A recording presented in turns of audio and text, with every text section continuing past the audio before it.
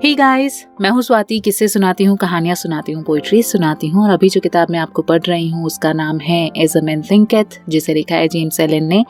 और इस किताब का 6वां अध्याय आ गया है, लास्ट एक और अध्याय बचा हुआ है। इससे मैं नहीं जानती आपने कितना कुछ सीखा, लेकिन मैंने बहुत कुछ सीखा है इस बुक से। कई बार हम लाइफ के ऐसे फेजेस में होते हैं ना, जब हमें ये जो सेल्फ हेल्प बुक्स होती हैं ये बहुत ज़्यादा मदद करती हैं। हाँ, मैं ये भी कहूँगी कि अगर हम नॉर्मली अच्छे माहौल में हैं और हम ये सारी बुक्स सुन रहे हैं तो कई बार हमें बोर कर जाती हैं, लेकिन कहीं ना कहीं ये बुक्स ना आपके लाइफ में बहुत ज़्यादा असर करती हैं अगर आप इनको ध्यान से सुनते हैं, अगर आप इनको ध्यान से पढ़ते हैं तो चलिए देर नहीं करती हूँ, चैप्टर शुरू करती हूँ। अध्याय का नाम है उच्च आदर्श और सुंदर परिकल्पना। सपने देखने वाले मनुष्य ना सही रूप से इस संसार के मसीहा हैं, यानी जो सपने देखते हैं उनको वो एक मसीहा का दर्जा दे रहे हैं, एक भगवान का दर्जा दे रहे हैं। सामान्य तौर पर साधारण नजरों से दिखने वाला ये संसार अदृश्य द्वारा शोषित होता है। उसी प्रकार से मानवता सभी परीक्षाओं और दुखों तथा कष्ट में उसकी स्वप्नदर्शियों की सुंदर परिकल्पनाओं द्वारा शोषित होती है। मानव सभ्यता अपने उच्च आदर्शों, परिपूर्ण स्वप्न दृष्टाओं को भूल नहीं सकती। वो उनके आदर्शों को यूं ही नष्ट नहीं होने दे सकती। ये जो आदर्श विचार हैं और परिकल्पनाएं हैं, ये मनुष्य के भीतर समाहित रहते हैं। मानवता इन्हें हमेशा से ही जीवंत मानती आई है, जैसे कि एक दिन वो उसे देखेंगी और हम इसे जान पाएंगे। पैगंबर, संत, मुनि, संगीतकार, मूर्तिकार, चित्रकार, लेखक, साहित्यकार और कवि, ये सभी लोग वास्तविकता से अलग दुनिया का निर्माण करते हैं। और ये सही मायनों में स्वर्ग के जो हम शिल्पी कहते हैं, ये स्वर्ग की शिल्पियां हैं। ये दुनिया इन मेहनतकश स्वप्नदर्शियों के बिना आज जितनी सुंदर है वैसी नहीं होती। ये नहीं होंगे तब ये मानवता विलुप्त हो जाएगी। वो लोग जो अपने हृदय में एक सुंदर परिकल्पना और उच्च आदर्श के बीजों को शोषित करते हैं, वो एक दिन साकार हो जाएंगे। खोजी कोलंबस ने सिर्फ अपने हृदय में अपने से लाखों मील दूर एक देश को खोजने की कल्पना को संजोया था और उसने इसे समय के साथ साकार कर दिखाया। कोपरनिकस ने इस संसार की अनेकता और एक विस्तृत ब्रह्मांड के होने की परिकल्पना के बीज को शोषित किया था और उसने इस दुनिया के सामने प्रकट कर दिया। बुद्ध ने निष्कलंक सुंदरता और संसार के लिए पूर्ण शांति के आध्यात्मिक जगत की परिकल्पना को संजोया, फिर स्वयं भी इस पूर्ण शांति में प्रवेश भी कर लिया। तो सही मायने में ना इस संसार के मसीहा वही लोग हैं जो स्वप्न देखते हैं, क्योंकि वो दूसरों को भी उन स्वप्न को देखने के लिए प्रेरित करते हैं, उस स्वप्न में जीने के लिए उस स्वप्न को प्रेरित करते हैं। तुम अपनी परिकल्पनाओं को संचित करो, शोषित करो, उन्हें आकार देने की कल्पना करो। इसके बाद ही उनमें से सकारात्मक परिस्थितियों, अच्छे वातावरण का जन्म होगा और ये एक लता की तरह आगे बढ़ेंगे। अगर तुम इनके लिए ईमानदार हो ना, तो अंत में तुम्हारे मन के संसार का निर्माण होगा। चाहने से ही तुम्हारा पाना संभव है, आकांक्षा रखने से ही उसे प्राप्त कर पाओगे। क्या हमारी सामान्य इच्छाओं की पूर्ति पूरी तरह हो जाए और हमारी शुभ और महत्वपूर्ण आकांक्षाएं पोषण की कमी से नष्ट हो जाएं? क्या ऐसा संभव है? सौभाग्य से ब्रह्मांड का एक ही नियम है और वो है मांगो और पाओ। मांगने और इच्छा में अंतर है। नियम के अनुसार मांग व इच्छा में सही तालमेल बनाकर मांगे और तुम्हें मिल जाएगा। तो यहाँ पर लेखक ये कहना चाह रहे हैं कि ऐसा नहीं है कि आप कुछ भी मांगोगे और वो मिल जाएगा। यदि आप उसके प्रति दृढ़ प्रतिज्ञ हैं, अगर आप एक सपने की तरह, एक जुनून की तरह उसके पीछे हैं ना, तो वो जरूर मिलेगा।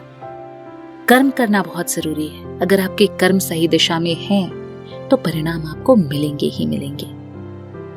आगे लिखते हैं लेखक कि बड़े सपने देखो और तुम जैसे स्वप्न देखोगे तुम वैसे बन जाओगे। तुम्हारी परिकल्पना उसका वचन है, जो तुम एक दिन बन जाओगे। तुम्हारे आदर्श उसकी भविष्यवाणी है, जिसे तुम अंत में पर्दा उठाकर देख सकोगे। आज जितनी भी महानतम उपलब्धियां हमें दिखती हैं, वो लंबे समय तक केवल एक स्वप्न ही थी। शाहबलूत यानी ओक का वृक्ष अंजू फल में छिपा होता है।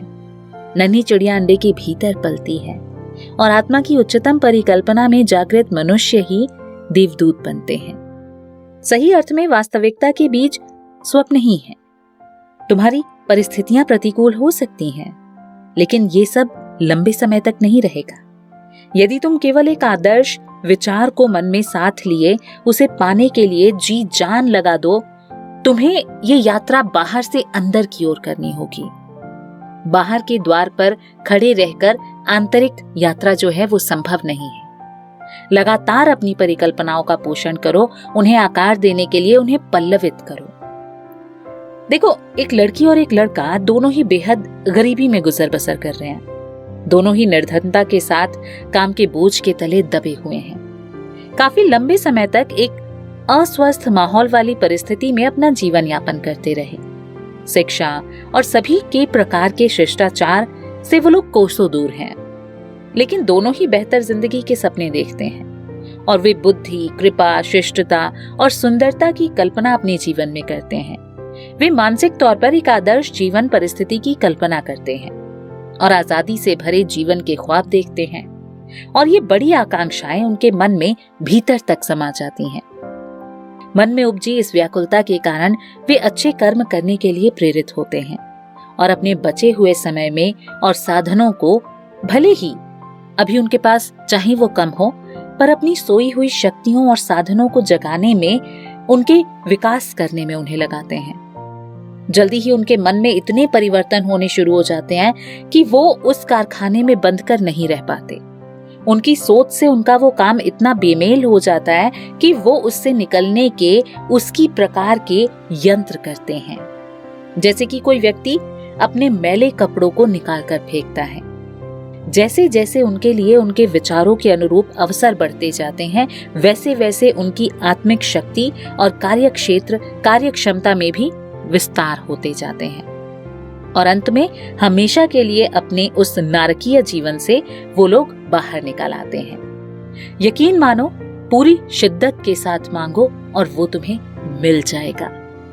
अब वर्षों बाद जब वो किशोर वयस्क बन गए हैं, तो हम देख सकते हैं कि वो मन की कुछ निश्चित शक्तियों का स्वामी भी बन चुके हैं। ये एक प्रयोग संसार पर अपना प्रभाव छोड़ता है और अब वो अपने क्षेत्र में एक किंवदंती बन चुका है। इन वयस्कों के कंधों पर अब नई लेकिन बड़ी जिम्मेदारियां हैं। उनके कहे शब्द अब लोगों का जीवन बदल देते हैं।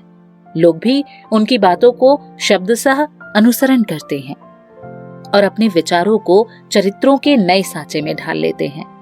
सूर्य की तरह ही वो भी सभी का केंद्र बन चुके हैं, जिसके चारों तरफ असंख्य लोग परिक्रमा करते हैं। वास्तव में सकारात्मक कल्पना के बलबूते वो अपने बचपन के सपने को अब हकीकत में बदल चुके हैं। बड़े स्वप्न देखो। जैसे स्वप्न तुम देखोगे वैसे ही तुम बन जाओगे। इसी प्रकार आप भी अपने स्वप्नों को साकार कर सकते हैं, चाहे वे तुच्छ हो या महान हो या फिर दोनों का मिश्रण ही क्यों ना हो। आप हमेशा उसकी ओर झुकेंगे जिससे भी आप बहुत ज्यादा प्यार करते हैं। इसी की बदौलत ही आपके विचारों के न्यायपूर्ण परिणाम आपके हाथों में रख दिए जाएंगे।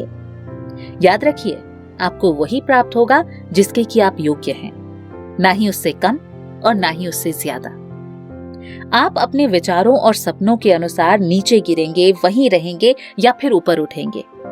आप अपनी इच्छाओं जितने तुच्छ बनेंगे या अपनी प्रबल आकांक्षाओं जितने महान। स्टैंटन कर्कहैम डेविस ने कितने सुंदर शब्द लिखे हैं। वे लिखते हैं कि संभव है कि आप लिखा हुआ मिला रहे हों या फिर आप उस दरवाजे से निकलकर बाहर आ जाएंगे जो हमेशा से आपको अपने सपनों की बाधा लगा था, और आप अपने को श्रोता समूह के सामने पाएंगे। पेन अब भी आपकी कान में फंसा हुआ है, स्याही के छींटे आपकी उंगलियों पर हैं और तुरंत ही आप अपनी प्रेरणा को धारा प्रवाह रूप से बोलने लगेंगे। हो सकता है कि आप भेड़ चरा रहे हों और आप गांव से शहर की बढ़ते चल रहे हों, लेकिन आप एक मास्टर के स्टूडियो में आत्मा के साहसिक मार्गदर्शन में चलेंगे और एक समय ऐसा आएगा जब वो कहेगा कि अब मुझे तुम्हें कुछ भी सिखाना शेष नहीं रह गया है, और तब आप एक महारथी दिखेंगे।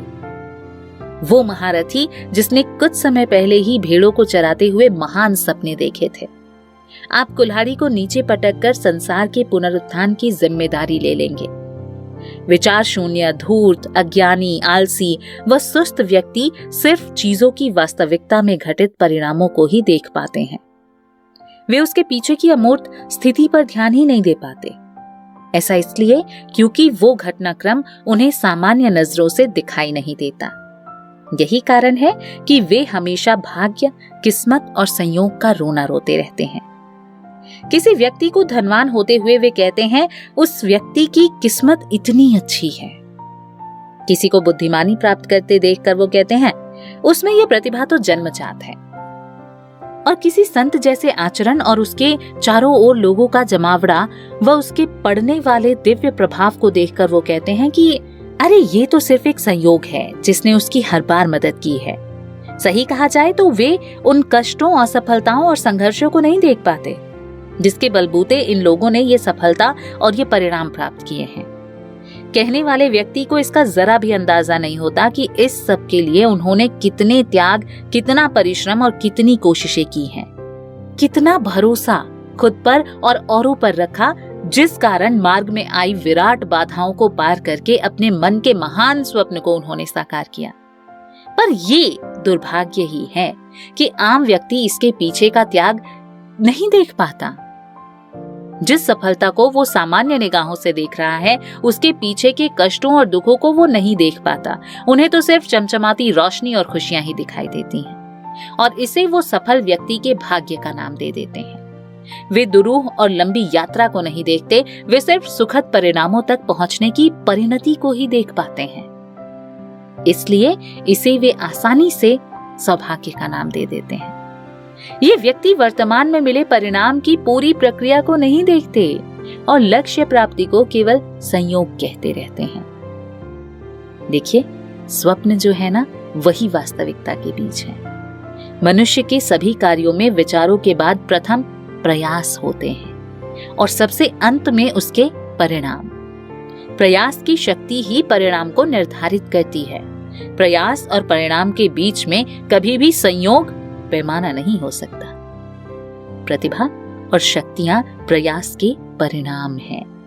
इस संसार में सभी भौतिक, बौद्धिक और आध्यात्मिक उपलब्धियां प्रयासों के ही अंतिम रूप में जन्मे परिणाम हैं।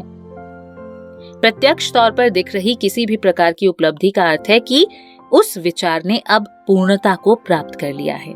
जिस उद्देश्य की प्राप्ति हुई है, दरअसल वो उस स्वप्न रूपी बीज से ही साकार हुआ है। प्रयास ही परिणाम की ओर ले जाते हैं, ये बात गांठ बांध लीजिए। जिस वक्त आप मन में एक स्वप्न देखते हैं और शोषित करते हुए महान बनाते हैं, उस वक्त से आप जीवन को अपने अनुरूप बनाना शुरू कर देते हैं। इस विचार को जब आप अपने दिल के सिंहासन पर विराजित करते हैं, उस समय से वहां वो होना शुरू हो जाते हैं जो आप होना चाहते हैं और जीवन को उसी के अनुसार ढालने लग जाते हैं। तो यह अध्याय यहीं समाप्त होता है। कहने का मतलब यह है कि देखिए, स्वप्न देखिए। दूसरों को देख के लोग बड़ी जल्दी कह देते हैं, दूसरों की सक्सेस को देखकर, कि अरे ये तो इसका भाग्य है, इसका भाग्य साथ दे रहा है इसलिए ये सक्सेस इसको मिली है, अदरवाइज ये इसके लायक था नहीं। हम बड़ी आसानी से ये कह जाते हैं, लेकिन पता है इसके पीछे जो संघर्ष की कहानी होती है वो सामने वाला इंसान नहीं देख रहा होता है। हर एक सक्सेस के पीछे ना बहुत बड़ा संघर्ष छिपा होता है।